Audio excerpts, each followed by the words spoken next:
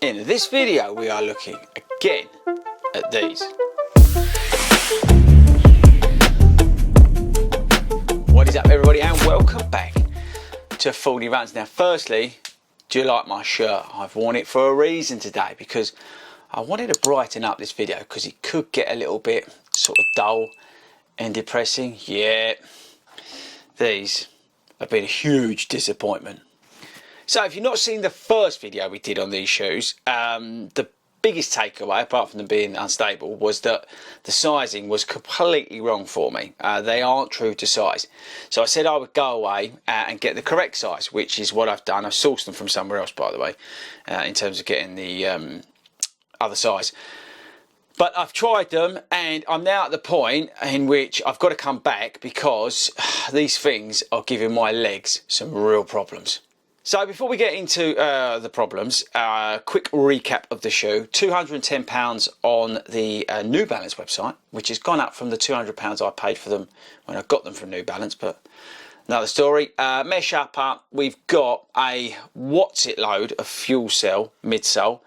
I think from memory it was a 47mm stack. Let me know in the comments if you can remember what it was.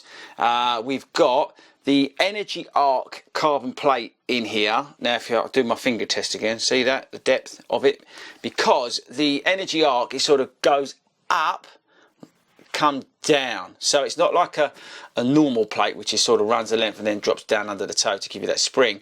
This has kind of got a slightly lower place at the back, comes up and then goes down, so it really does act as a spring, but it is a carbon plate in the shoe, as you can tell from the rigidity. It's over 11 ounces for this UK 10 because we had to go up to a UK 10. It is the TC replacement. The SC Trainer is a replacement to the TC, so this is a training shoe.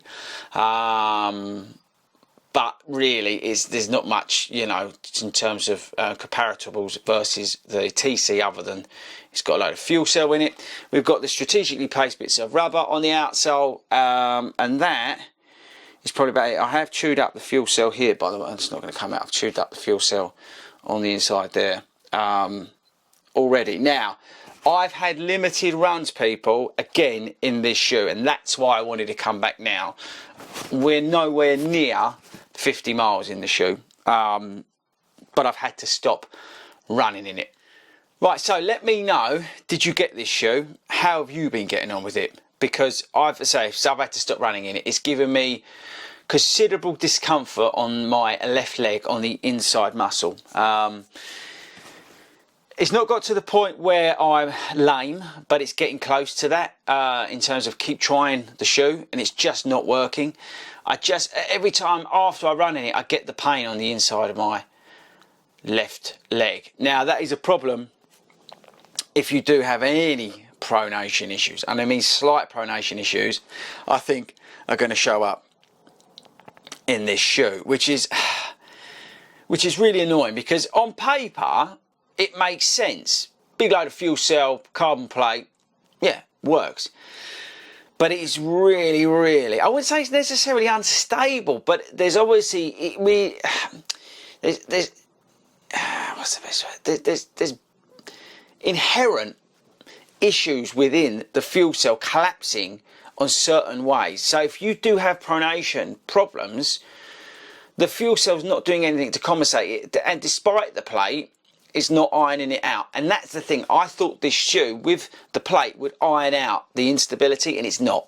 And that's the biggest takeaway from me. I'm really disappointed. Now this is nothing to do against New Balance. They've not necessarily, you know, like Nike did with the Zoom Fly 5 and just design a bad shoe. I think, you know, this could work in the right hands. But to be honest with you, why not buy the Prime X or whatever it's called from Adidas?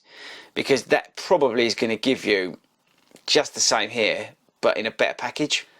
So yeah, I would tend to avoid it if it was me. If you've got any slight worries about pronation or a tendency to move around in the slightest, you're going to come a cropper with the Fuel Cell Super Comp.